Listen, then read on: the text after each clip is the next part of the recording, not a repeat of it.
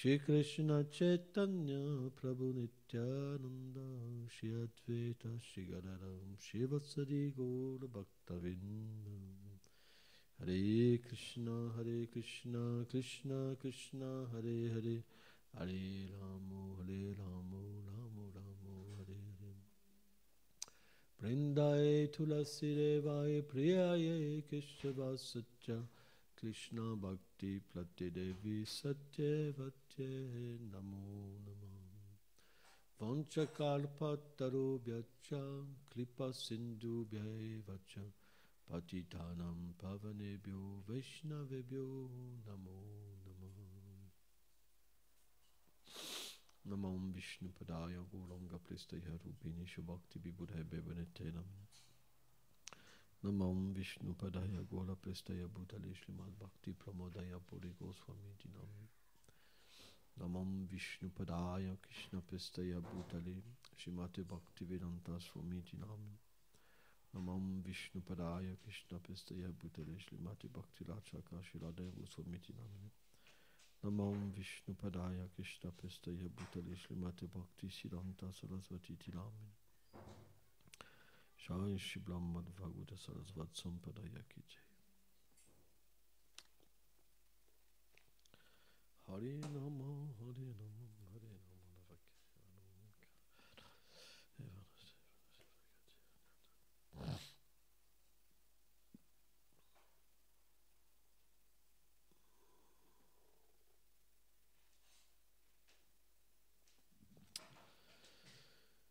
Chapitre 3, verset 5.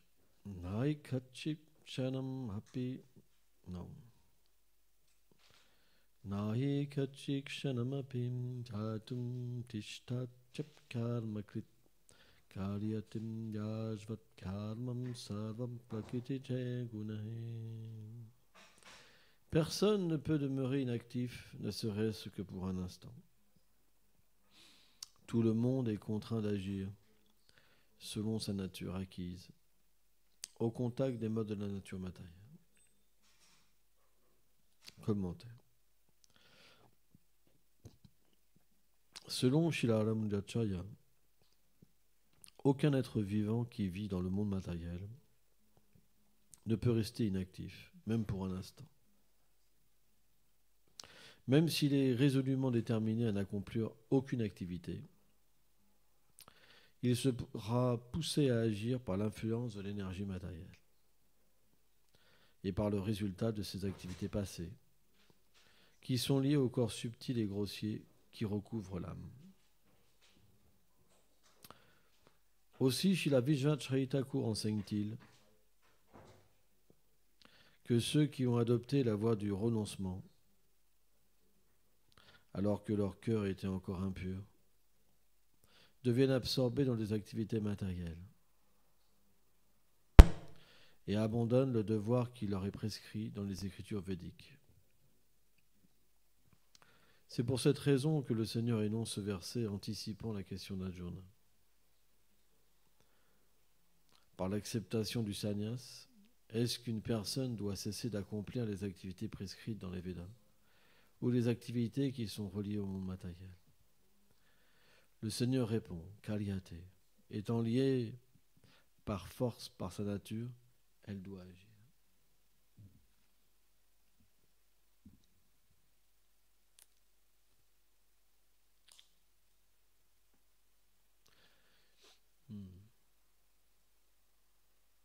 C'est une question pour nous qui est importante. Parce qu'on est toujours poussé à agir. Et c'est impossible de dompter par simplement une façon externe cette réalité. Par exemple, extérieurement, vous pouvez vous asseoir dans un endroit solitaire, fermer les yeux, mais intérieurement, il va se passer plein de choses. Extérieurement, vous pourrez paraître paisible, libéré. Mais intérieurement, est-ce que ça va être la réalité ? Parce que le cœur est impur. On subit encore les activités, les réactions de nos actes passés.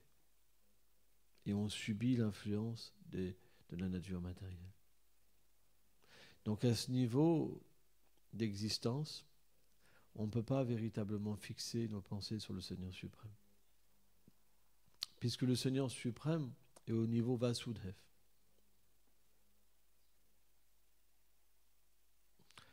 Vasudev, ça veut dire ce plan où il n'y a pas d'influence de l'énergie matérielle. Ce plan transcendantal. Et à moins qu'on soit libéré des trois gunas, les acharyas expliquent qu'on ne peut pas fixer ses pensées sur le Seigneur suprême. C'est pas possible. C'est pourquoi on doit apprendre, sous la guidance de sadhus, d'âmes libérées, l'art d'agir pour se libérer de l'existence matérielle. Srila Vishvacharya Thakur explique une chose. C'est parce que le service de dévotion est transcendantal. Quand on agit dans le cadre du service de dévotion, en fait, on n'agit pas matériellement. On agit à karma, sans avoir de répercussions dans le monde matériel. C'est pourquoi l'activité dévotionnelle est la seule qui nous permet de nous libérer. Parce que l'activité liée au karma, elle est contaminée, et Gargan, elle est contaminée par les trois gunas, Vishvacharya Thakur explique. Elle n'est pas libre des trois gunas. Seulement Bhakti, la Bhakti pure, Kevalya Bhakti, elle donne à l'être vivant de se libérer.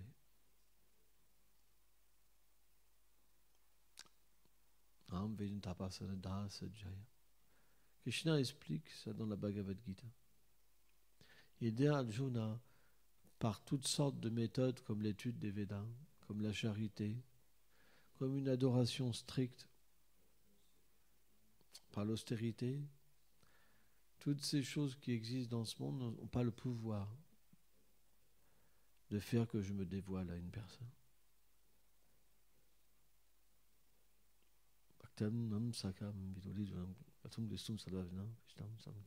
Mais il explique que la seule chose qui a permis à Arjuna, alors c'est un enseignement, parce qu'Arjuna c'est son Sakya éternel, la seule chose qui a permis que je sois devant toi, que tu puisses me voir avec tes yeux, c'est ta pure dévotion.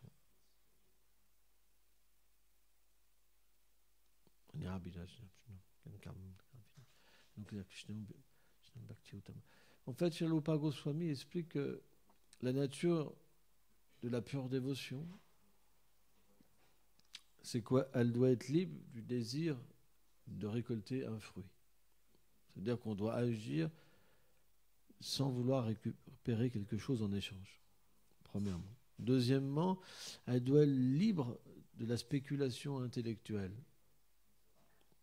de considérer le Seigneur sans forme, sans attribut, sans nom, sans divertissement, dépourvu de gain, de conception impersonnelle. Elle doit être ininterrompue, constante, 24 heures sur 24. Et elle doit être chargée de sentiments. Et ça, c'est la pure dévotion. Srila Rupa Goswami explique ça.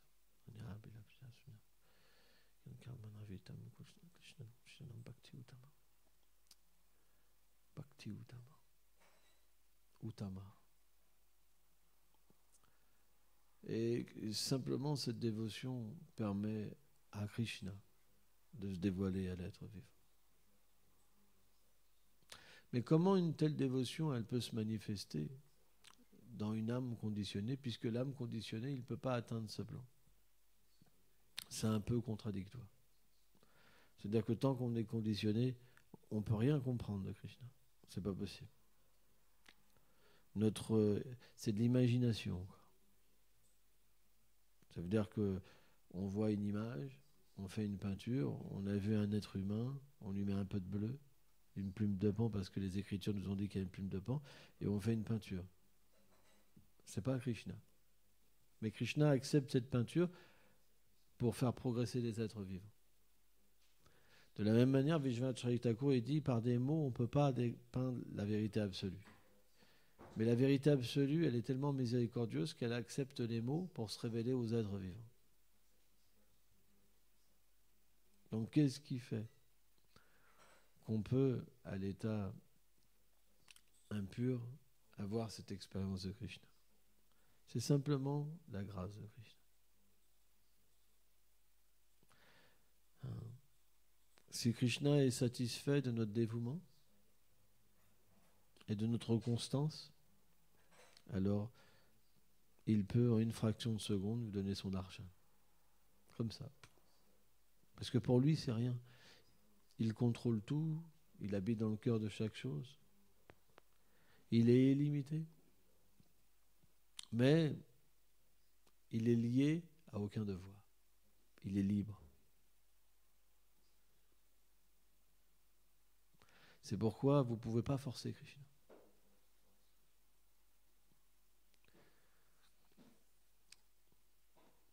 C'est impossible. Mais par contre, vous pouvez faire en sorte que Krishna vous observe.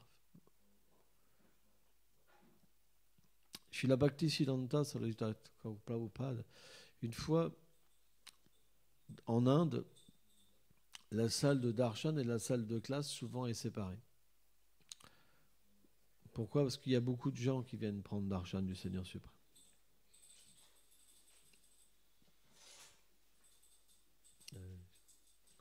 Donc naturellement, si vous faites la classe devant la déité et qu'il y a des milliers de personnes qui passent,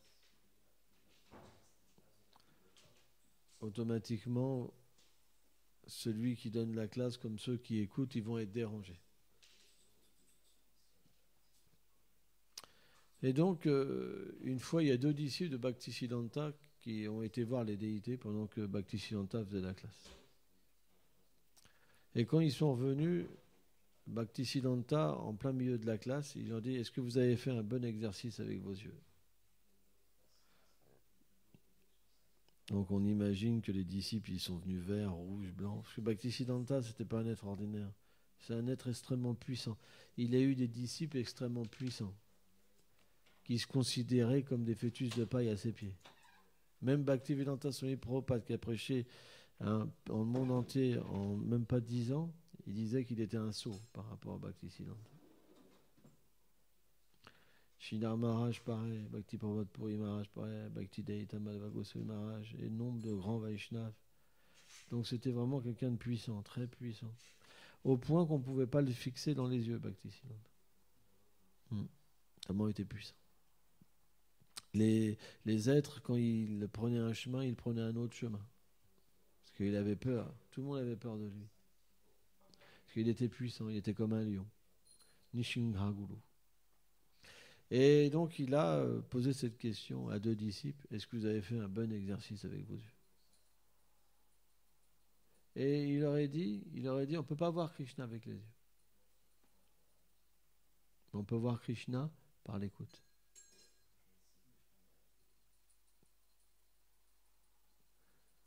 Parce que Krishna est présent là où ces purs dévots chantent ses gloires. Alors bien sûr, ça ne veut pas dire que la déité, Krishna n'est pas présent. Mais c'est en entendant sur Krishna que la déité va se révéler à nous. Parce que le Harikatha, les gloires de Krishna ont le pouvoir de purifier notre cœur. Plus on écoutera sur Krishna, et plus nos désirs matériels partiront. Plus notre attirance pour Krishna va venir. La Shakti, l'attachement. Rati. Donc on doit écouter. Parce que l'écoute est très puissante. Elle a le pouvoir de dissoudre tous les samskars, les impressions des vies passées. Et de remplacer les impressions par des souvenirs liés à Krishna.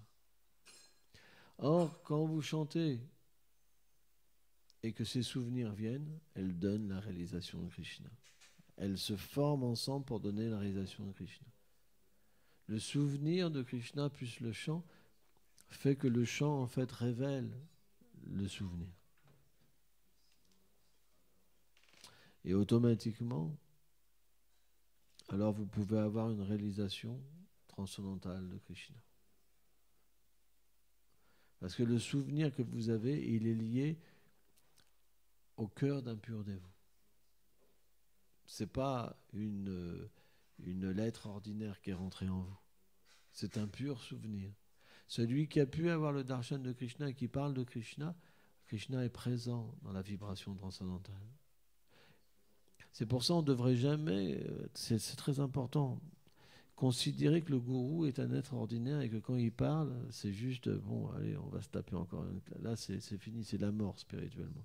Vous pensez ça, c'est fini. Krishna, il se détache de vous pour cette vie. On devrait être attentif et comprendre qu'est-ce qui se passe, qu'est-ce qu'on fait.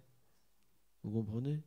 Parce qu'avec l'attention qu'on va écouter un sadhu, ces paroles vont rentrer à travers le conduit des erreurs, vont toucher notre cœur, et quand on va chanter, le souvenir va venir par le chant.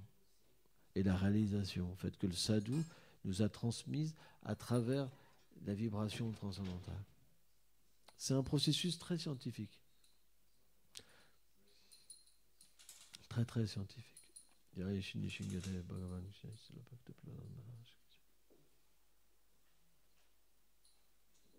Donc, ce verset dit qu'on ne peut pas cesser d'agir. C'est pour ça que quelqu'un d'intelligent, il fait du service. Seva.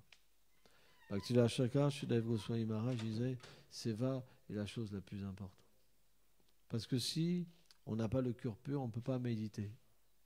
Donc on doit faire de l'activité dévotionnelle, du service de dévotion, laver les pots, laver le temple, adorer les déités, pour véritablement purifier son cœur et pouvoir changer la situation de notre vie. Le Seigneur n'encourage pas à un niveau immature de prendre sannyas et simplement avoir un faux renoncement. Ça veut dire extérieurement, on s'assoit comme un sadhu, on chante, mais intérieurement, il y a plein de choses qui se passent qui ne sont pas de bon augure à l'intérieur de nous-mêmes. Merci.